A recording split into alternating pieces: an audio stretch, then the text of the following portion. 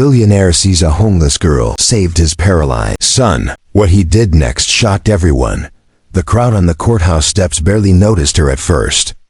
An 8-year-old black girl in tattered, soiled clothing stood bracing a wheelchair far too large for her small hands. The worn shoes on her feet scraped against the stone as she planted herself with trembling determination.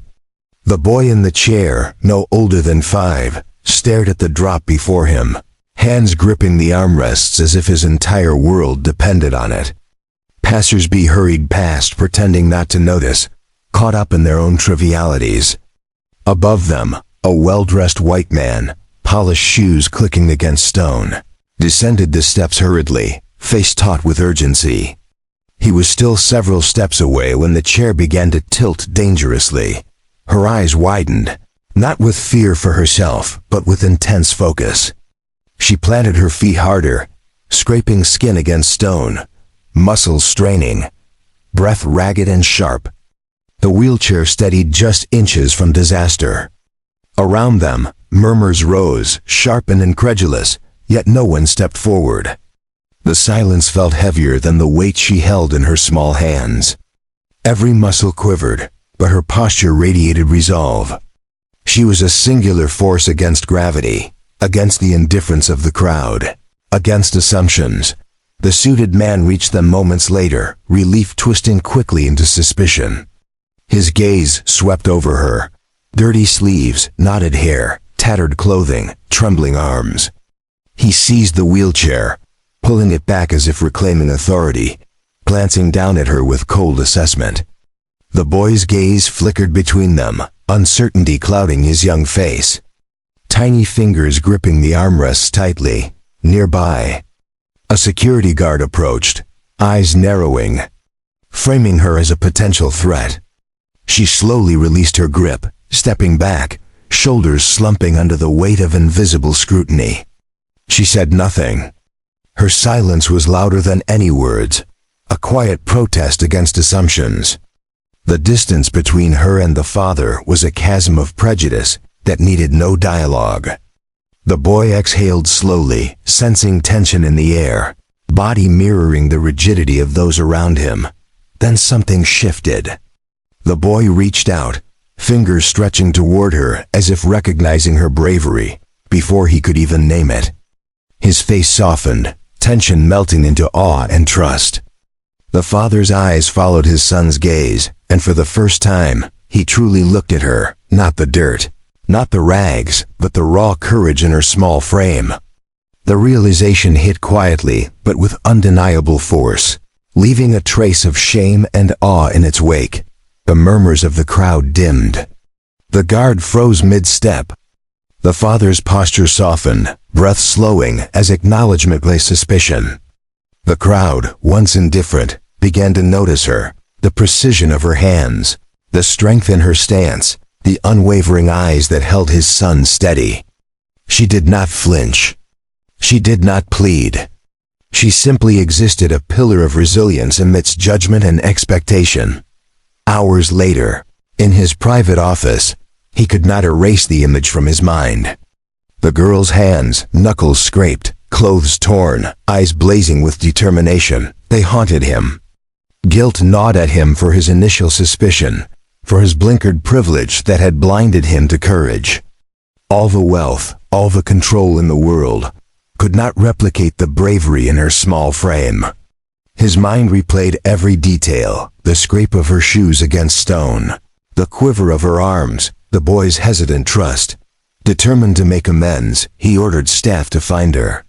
Streets, shelters, abandoned buildings, anywhere she might be. She had vanished, as if the moment had been all she needed, leaving only a mark on his conscience. When they finally located her, huddled beneath a worn awning, wrapped in a threadbare blanket, her wary eyes studied every approaching adult. Distrust and resilience coexisted on her small face. The boy insisted on seeing her, hand reaching out instinctively, murmuring soft, tentative words of gratitude. When the father observed their reunion, awe and humility crossed his face. The boy leaned forward, laughter mingling with nervous relief, hand reaching for hers. She allowed it, a faint smile breaking through years of caution, subtle yet profoundly human. She did not need reward, only acknowledgement that her courage mattered. The father understood that it deserved more care, respect, opportunity, protection. Days passed. Slowly, her world began to change. She was given food, warmth, shelter, and education, not as charity, but as recognition of her strength. The boy learned trust and gratitude. The father learned humility and awe. The world she had navigated alone now offered walls that could protect her rather than judge her. On the courthouse steps, long after the crowd dispersed, her presence lingered, not physically, but in memory, in quiet understanding, in the echo of courage that could not be erased. The moment had passed, but the consequences endured. She had acted without expectation, yet her actions reshaped lives, a boy, a father, and a community forced to confront assumptions, recognizing the power of bravery in a small, determined girl. The boy's small fingers lingered on hers, hesitant but trusting, and the father's gaze remained fixed on the unlikely pair. He could no longer ignore what he saw. A child, overlooked and underestimated by the world, had acted with precision and bravery beyond her years. The weight of his own assumptions pressed down on him, heavier than any boardroom responsibility or financial decision he had ever faced. He was confronted not by a crisis he could control with money or influence, but by the quiet, unwavering courage of someone society had deemed invisible. Around them, the city moved on in indifferent rhythm. The echo of footsteps, the distant roar of traffic, the occasional murmur of passing strangers, all of it blurred into the background of his consciousness. His son's soft, trusting gaze remained locked on the girl, a silent insistence that she was the one who had saved him. Every muscle in the father's body tensed as he realized the magnitude of the moment. This was not a scene to be managed or corrected, it was a revelation. One that cut through the protective layers of ego and privilege he had worn for decades. The girl, sensing the tension, straightened her posture slightly. Her knuckles were raw from gripping the wheelchair, sleeves caked with dust and grime, yet her expression was composed, almost serene. She was acutely aware of the father's scrutiny, but did not flinch. Each subtle movement, adjusting the chair, shifting her stance, maintaining eye contact with the boy, was a testament to her resilience. She did not speak. She did not demand recognition. Her courage existed independently, in its purest form, a force neither bought nor commanded. That the father took a hesitant step forward, as if approaching a fragile truth.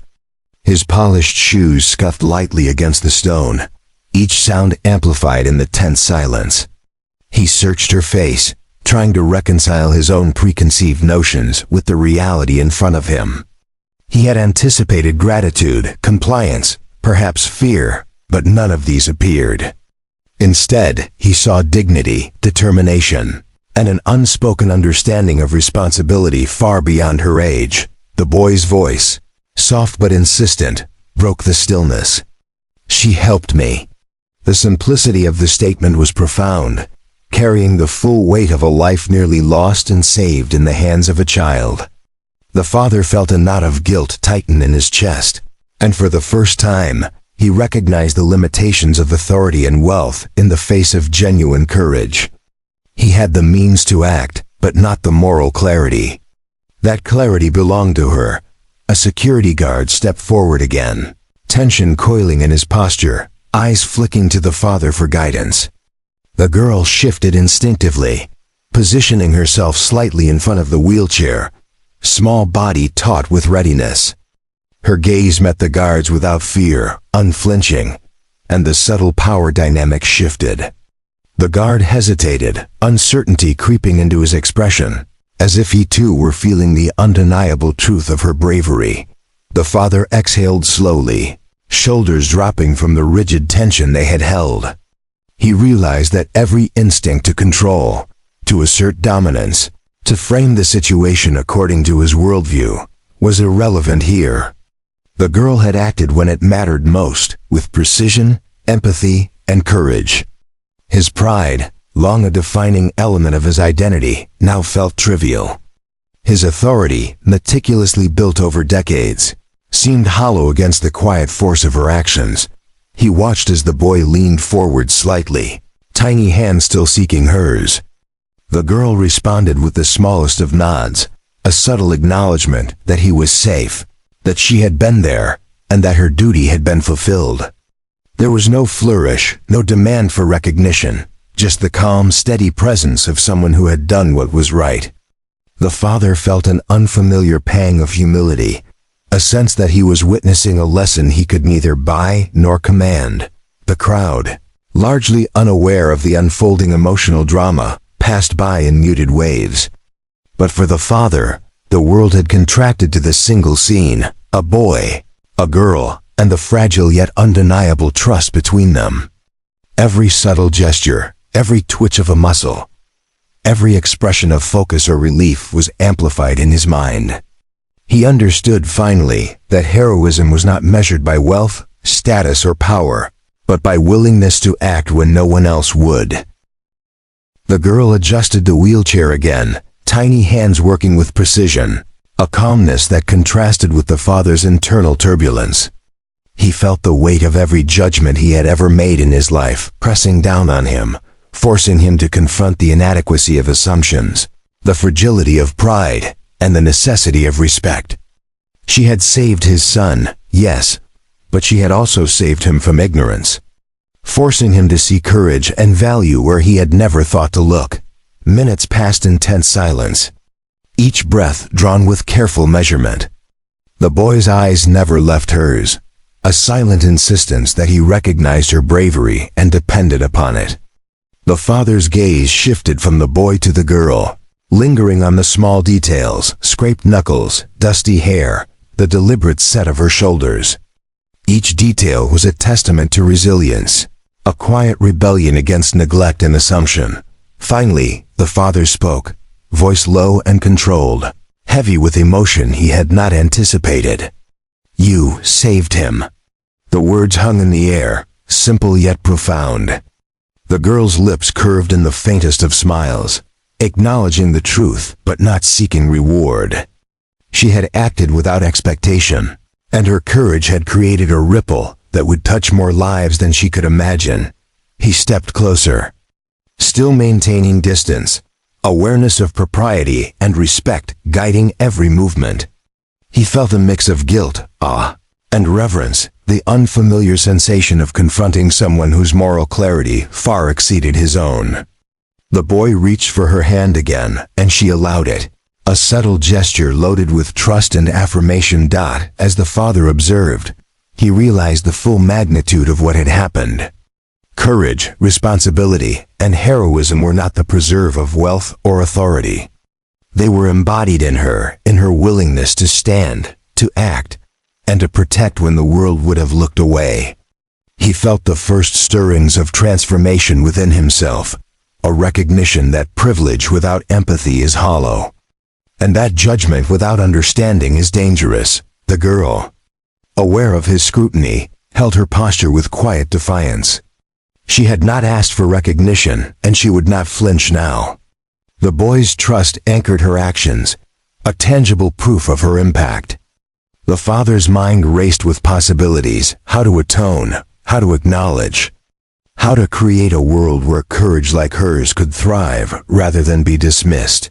The moment stretched, charged with unspoken understanding, tension, and reverence. Every subtle movement, the boy's tentative lean, the girl's deliberate steadiness, the father's shifting posture carried weight. The city around them seemed to recede, leaving only the trio in focus. A living tableau of morality, courage, and the quiet dismantling of prejudice. Hours would pass before the father acted, but the internal reckoning had begun. The girl, unnoticed by most, had created a truth that would ripple far beyond the steps of the courthouse. She had acted without expectation, but her bravery demanded acknowledgement. He had been forced to confront assumptions, to question privilege, and to recognize the fragile, often invisible, power of genuine courage. The father couldn't shake the image of her small hands gripping the wheelchair, the unyielding determination in her eyes. Every polished office meeting he had ever led, every decision of power or wealth, now felt inconsequential compared to the courage he had witnessed on the courthouse steps. He found himself pacing his office, chest tight, mind racing, not with strategy, but with the weight of moral reckoning. Meanwhile, the girl sat quietly in the corner of the shelter they had brought her to. Her clothes were clean for the first time in months, a thin blanket around her shoulders, yet she remained alert, scanning each movement with the same vigilance that had kept the boy safe. The boy, sitting nearby in his wheelchair, watched her with wide eyes, his small hand seeking hers occasionally, testing trust she had already proven. No words were necessary. The bond they had formed in crisis carried its own language. The father approached the shelter cautiously, aware that his presence alone could intimidate her. She noticed him immediately, shoulders stiffening, eyes sharp, ready for judgment or dismissal. But instead of the cold assessment she had first encountered on the steps, he approached slowly, carefully, his face open, vulnerable in a way she had never seen from a man like him. His hands were clasped loosely in front of him, body tense but non-threatening. I owe you more than words, he said finally, voice low, deliberate, carrying the weight of recognition he had been slow to give. The girl's eyes met his, wary but not hostile. She did not speak, simply waiting, measuring whether his words matched the sincerity behind them. The boy reached out instinctively, nudging her hand toward the father. And she allowed the contact, subtle yet profound. Bridging a gap of misunderstanding and mistrust, the father took a deep breath, struggling to reconcile everything he had assumed with what had actually occurred. I judged you too quickly, he admitted, voice almost breaking. I saw your clothes, your situation, and I assumed. I was wrong. His admission was quiet, but powerful, carrying more weight than any apology he had ever issued in boardrooms or meetings. She nodded once, barely perceptible, a gesture that acknowledged the apology while maintaining the dignity she had carried through every hardship. The boy giggled softly, a sound that seemed to lighten the heavy air. He leaned forward, tiny fingers brushing hers again, a silent plea. You saved me. That simple statement crystallized the moment, stripping it of pretense, exposing truth, courage, and connection. The father looked at her, not at what society labeled her, not at what he assumed her worth to be, but at the undeniable bravery that had preserved his son's life. He realized, suddenly and sharply, that the world he had controlled with money and influence was irrelevant here. This child, overlooked and underestimated, had done what he could not. And in doing so, she had exposed him to the stark truth that courage, moral clarity, and selflessness were often invisible to those who only looked at the surface. The girl adjusted the boy's wheelchair carefully, eyes flicking to him as if ensuring he understood that she remained in control, that she would not fail him again. Her body moved with quiet authority, every gesture precise, every motion deliberate. The father watched in awe, a mixture of humility and admiration building in his chest. He had thought power came from status, wealth, control, but now he understood that true influence could exist in the hands of those who acted without expectation, without pretense, simply because it was necessary. In that moment, he made a decision, not of charity, not of obligation, but of genuine respect and recognition. He would ensure she had safety, support, and opportunity. But more than material aid, he would honor her dignity, her independence, and the agency she had demonstrated in the most critical of moments. It was a lesson he had never expected to learn from a child in tattered clothes. A lesson that reshaped his understanding of responsibility, empathy, and justice. The boy smiled again, reaching for her hand, and she allowed it. A subtle gesture of connection and trust. The father exhaled slowly, a tension he hadn't realized he was holding releasing in the quiet sunlit room. For the first time, he understood that recognition could not be demanded. It could only be earned through courage, integrity, and action. And she had earned it in abundance. Outside, the city continued its indifferent rhythm, unaware that a quiet, life-altering lesson had unfolded within its walls. The father, the girl, and the boy existed in a suspended space of understanding and realization.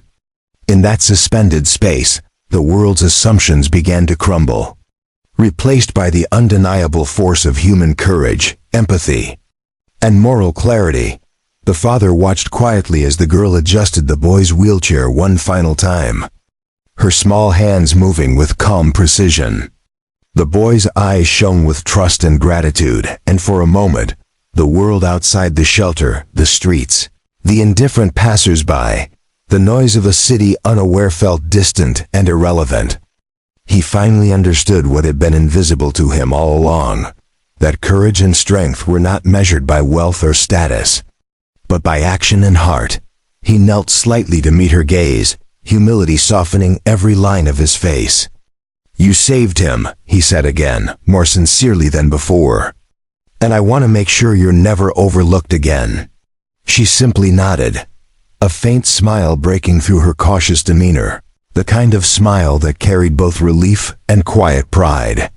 The boy reached for her hand once more, and she allowed it. A subtle yet profound acknowledgement of trust and connection.